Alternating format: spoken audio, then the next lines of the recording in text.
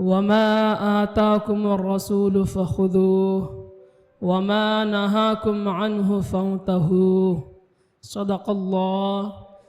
الله المولانا العظيم وبلغنا رسوله النبي الأمين المبين المطين الكريم ونحن على ذلك لمن الشاهدين والشاكرين والحمد لله رب العالمين. بعد توحید کے متوالو، شمع رسالت کے پروانوں، غوث اعظم کے دیوانوں، اولیاء امت کے جانثاروں، آئیے ہم اور آپ مل کر سب سے پہلے آقا کائنات، جان عالمین، مراد المشتاقین، اکرم الاولین، افضل الآخرین، طٰہ و یاسین، سید المرسلین، جناب محمد الرسول اللہ صلی اللہ تعالی وسلم کی بارگاہ بے کست پناہ میں درود و سلام کا ڈالیا نچھاور کرے. پڑھے بآواز بلند اللہم صلی علی سیدنا شفیعنا حبیبنا مولانا محمد بارک وسلم صلاۃ و سلام علیک یا رسول اللہ صلی اللہ تعالی علیہ وسلم. شاعر کہتا ہے کہ مختار کائنات سا داتا کوئی نہیں، مختار کائنات سا داتا کوئی نہیں، یعنی رسول پاک کے جیسا کوئی نہیں، یعنی رسول پاک کے جیسا کوئی نہیں. بن مانگے میرے آقا نے جھولی کو بھر دیا، بن مانگے میرے آقا نے جھولی کو بھر دیا، منگتا جو آیا مانگنے سلطان کر دیا. اور خالی در حضور سے لوٹا کوئی نہیں، خالی در حضور سے لوٹا کوئی نہیں، یعنی رسول پاک کے جیسا کوئی نہیں، یعنی رسول پاک کے جیسا کوئی نہیں. سدرا سے آگے دیکھیے شاہ امم گئے، سدرا سے آگے دیکھیے شاہ امم گئے، روح الامی سدرا تلک جا کے تھم گئے. سدرا سے آگے دیکھیے شاہ امم گئے، روح الامی سدرا تلک جا کے تھم گئے. پہنچے وہاں نبی جہاں پہنچا کوئی نہیں، پہنچے وہاں نبی جہاں پہنچا کوئی نہیں، یعنی رسول پاک کے جیسا کوئی نہیں، یعنی رسول پاک کے جیسا کوئی نہیں. اور شاعر کہتا ہے کہ ساری دنیا کے درختوں کا قلم ہو جائے، ساری دنیا کے درختوں کا قلم ہو جائے، اور جتنے سمندر ہے سب سیاہی ہو جائے، اور جتنے سمندر ہے سب سیاہی ہو جائے، پھر بھی ممکن نہیں توصیف رسول اکرم، چاہے مصروف عمل ساری خدائی ہو جائے، چاہے مصروف عمل سارے خدائی ہو جائے. اور کروں مدح اہل دول رضا پر اس بلا میں میری بلا، کروں مدح اہل دول رضا پر اس بلا میں میری بلا. میں گدا ہوں اپنے کریم کا میرے دین پارے نہ نہیں، میں گدا ہوں اپنے کریم کا میرا دین پارے نہ نہیں. عزیزان ملت اسلامیہ، ابھی میں نے جس آیت کریمہ کی تلاوت کی ہے اور جس آیت کو عنوان تقریر بنایا ہے، اس آیت کریمہ میں رب کریم اپنے محبوب پاک صلی اللہ تعالی علیہ وسلم کے اختیارات و تصرفات کا ذکر فرمایا ہے. ارشاد خداوندی ہے وَمَا آتَاكُمُ الرَّسُولُ فَخُذُوهُ وَمَا نَهَاكُمْ عَنْهُ فَانْتَهُوا. اور جو کچھ تمہیں رسول عطا فرمائے وہ لے لو، اور جس سے تمہیں منع فرمائے تو تم باز رہو. حضرات محترم، اس آیت کریمہ سے حضور صلی اللہ تعالی علیہ وسلم کے اختیارات ثابت ہوتا ہے. اور اختیارات مصطفیٰ ایک ایسا مسئلہ ہے جس میں سلف سے لے کر خلف تک، صحابہ سے لے کر ائمہ مجتہدین تک سب کا اتفاق ہے. سبھی مانتے آئے ہیں کہ اللہ رب العزت نے حضور صلی اللہ تعالی علیہ وسلم کو بے پناہ اختیار عطا فرمایا ہے، اور ہزارہ احادیث کریمہ سے بھی ثابت ہے، اور ہزارہ احادیث کریمہ سے بھی حضور صلی اللہ تعالی علیہ وسلم کے اختیارات کا ثبوت ملتا ہے. مگر دور حاضر میں کچھ نااہل ایسے پیدا ہو گئے ہیں جو اپنے آپ کو مسلمان بھی کہتے ہیں اور حضور کے اختیارات و تصرفات کا انکار بھی کرتے ہیں۔ عزیزان ملت اسلامیہ،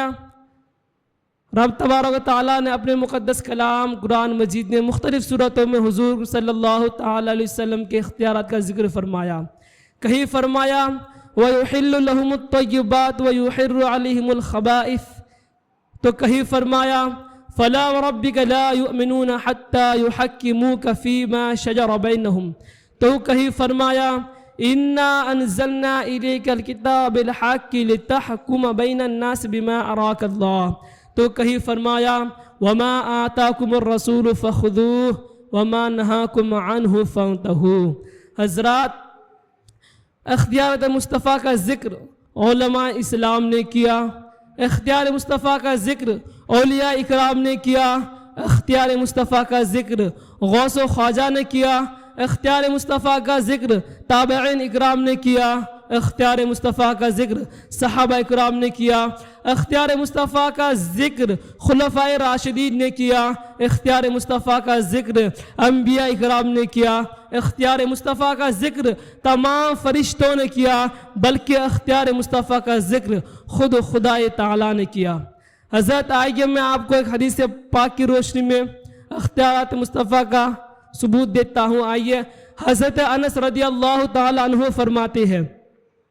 کہ نبی کریم صلی اللہ تعالیٰ علیہ وسلم کے زمانے میں لوگوں کو سخت قحط سالی پہنچی۔ جب نبی کریم صلی اللہ تعالیٰ علیہ وسلم جمعہ کے دن خطبہ دے رہے تھے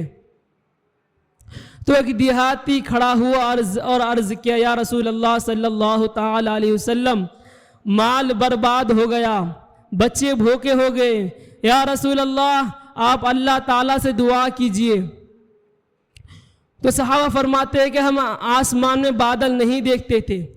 کہ حضور نے ہاتھ اٹھایا اس سے پہلے ہم آسمان میں بادل نہیں دیکھتے تھے، کہ حضور ابھی ہاتھ نیچے بھی نہ کیے تو آسمان میں بادل پہاڑوں کی طرح اٹھا، اور حضور ابھی ممبر سے نیچے تشریف بھی نہ لائے تو ہم نے حضور کے داڑھی مبارک سے بارش ٹپکتے دیکھی، اور اسی طرح آج کل پرسوں ہوتی رہی، یعنی لگاتار بارش ہوتی رہی، دوسرے جمعہ تک بارش ہوتی رہی۔ پھر وہی اعرابیہ کوئی دوسرا شخص کھڑا ہوا اور عرض کیا یا رسول اللہ یا حبیب اللہ، یا رسول اللہ یا حبیب اللہ، عمارتیں گر گئے ہیں، مال ڈوب گئے ہیں، یا رسول اللہ آپ اللہ پاک سے دعا کیجئے۔ تو حضور نے عرض کیا یا الہی ہمارے آس پاس برسا، ہم پر نہ برسا۔ حضور نے عرض کیا یا الہی ہمارے آس پاس برسا، ہم پر نہ برسا۔ حضرات، یہاں میں ایک نکتے کی طرف آپ کے ذہن و فکر کو مبذول کرنا چاہتا ہوں، آپ کے ذہن و فکر کو لے جانا چاہتا ہوں کہ آج کچھ لوگ ایک گندا اور نہایت ہی ناپاک عقیدہ یہ پیش کرتے ہیں کہ حضور سے کچھ مانگنا شرک و بدعت ہے، حالانکہ ان کو شرک اور بدعت کی تعریف نہیں پتہ، مگر صحابہ اکرام کا ایمان ایسا کامل، ان کا عقیدہ ایسا راسخ تھا، ان کی امیدیں ایسے کامل تھی، وہ سمجھتے تھے کہ حضور سے جو کچھ مانگیں گے سرکار ضرور عطا فرما دیں گے، اور ہم اہل سنت والعقیدہ کا بھی یہی خیال ہے۔ یہی وجہ ہے کہ حضور سے ہر طرح کے سوالات پوچھے گئے اور بارگاہ رسالت سے سب کی مرادیں پوری بھی ہوئے۔ اب میں آپ سے پوچھنا چاہتا ہوں، اگر حضور سے مانگنا شرک ہوتا، اگر حضور سے مانگنا بدعت ہوتا، اگر حضور سے مانگنا ناجائز ہوتا تو صحابہ اکرام کبھی بھی آپ سے نہ مانگتے، مگر قربان جو اصحاب رسول پر وہ آپ سے بارش طلب کرتے ہیں، اور مصطفیٰ جان رحمت کا دریا کرم بھی جوش میں ہے، انگشت مبارک کا اشارہ بادل کی طرف فرما دیتے ہیں تو بادل بھی اپنے نصیبے پر ناز کرنے لگتا ہے اور جھوم کر برسنے لگتا ہے، گویا کہ بادل بھی مصطفیٰ کے حکم کے پابند تھے، جب حکم ہوتا ہے برسنے لگتا ہے، جب حکم ہوتا ہے تو تھم جاتا ہے۔ پہلے بارش ہو نہیں رہی تھی، اب بارش رک نہیں رہی ہے، صحابہ اکرام پریشان بارگاہ رسالت میں حاضر ہوتے ہیں اور عرض کرتے ہیں یا رسول اللہ یا حبیب اللہ، یا رسول اللہ یا حبیب اللہ، پہلے بارش کے بغیر بچے اور جانور بھوک سے مر رہے تھے، یا رسول اللہ اب بارش سے مر رہے ہیں، یا رسول اللہ اب دعا کیجئے، یا رسول اللہ اب دعا کیجئے کہ بارش رک جائے۔ ارے بارش رکتی بھی کیسے جب سرکار نے حکم فرمایا تھا اور رکنے کے لیے بھی سرکار کے حکم کا انتظار تھا، لیکن جب حضور نے فرمایا ہمارے آس پاس برس ہم پر نہ برس، تو صحابے فرماتے ہیں خدا کی قسم ہم لوگ اپنے گھروں کے چھتوں پر چڑھ چڑھ کے دیکھتے تھے کہ ہمارے چاروں طرف بارش ہو رہی تھی مگر ہم پر بارش کا ایک قطرہ بھی نہیں گرتا تھا، اسی لیے کسی شاعر نے کیا ہی خوب کہا ہے کہ فقط اشارے میں سب کی نجات ہو کے رہی، تمہارے منہ سے جو نکلی بات ہو کے رہی، فقط اشارے میں سب کی نجات ہو کے رہی، تمہارے منہ سے جو نکلی بات ہو کے رہی، جو کہا شب کو کہ دن ہے تو دن نکل آیا، جو دن کو کہہ دیا شب تو رات ہو کے رہی۔ سبحان اللہ سبحان اللہ، مصطفیٰ کی کیا شان کہ عبداللہ ابن عباس کو سینے سے لگا کر اگر علم کی دعا کر دے تو پورا سینہ علم دین سے منور ہو گیا۔ بیمار علی کی عیادت کے لیے تشریف لے گئے اور فرمایا اللہم اشفیہ، اے اللہ علی کو شفا دیتے تو زندگی بھر حضرت علی بیمار نہ ہو، اور دہیہ قلبی کے لیے دعا کر دے تو نور ایمان سے ان کا دل جگمگا اٹھے۔ اسی لیے تو اعلیٰ حضرت فرماتے ہیں کہ وہی رب ہے جس نے تجھ کو ہم تن کرم بنایا، وہی رب ہے جس نے تجھ کو ہم تن کرم بنایا، ہمیں بھیک مانگنے کو تیرا آستہ بتایا، تجھے حمد ہے خدایا، تجھے حمد ہے خدایا۔ حضرات محترم، کچھ لوگ کہتے ہیں کہ نبی کچھ دیتے نہیں، میں کہتا ہوں کہ نبی اتنا دیتے ہیں کہ کبھی ختم نہیں ہوتا۔ آپ کہیں گے کہ کوئی دلیل و سند پیش کیجئے تو سنیے، مشکاہ شریف کی حدیث ہے، عن جابر ان رسول اللہ صلی اللہ تعالی علیہ وسلم جاء رجل يستطعمه فاطعمه شطر وسق الشعير فما زال الرجل يأكل منه وامرأته وضيفهما حتى قاله ففني فات النبي صلى الله تعالى عليه وسلم لو لم تكله لأكلت منه ولا قام لكم او كما قال رسول الله صلى الله تعالى عليه وسلم۔ حضرت جابر رضی اللہ تعالی عنہ فرماتے ہیں کہ میں پیارے نبی کی بارگاہ میں حاضر تھا،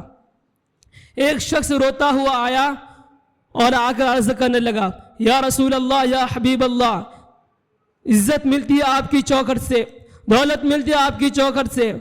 علم و ہنر کا سمندر ملتا ہے آپ کی چوکھٹ سے، اے میرے آقا جنت کا پروانہ ملتا ہے آپ کے چوکھٹ سے، یا رسول اللہ میں بھوکا ہوں، میری بیوی بھوکی ہے، میرے بچے بھوکے ہیں، کھانا دیجیے۔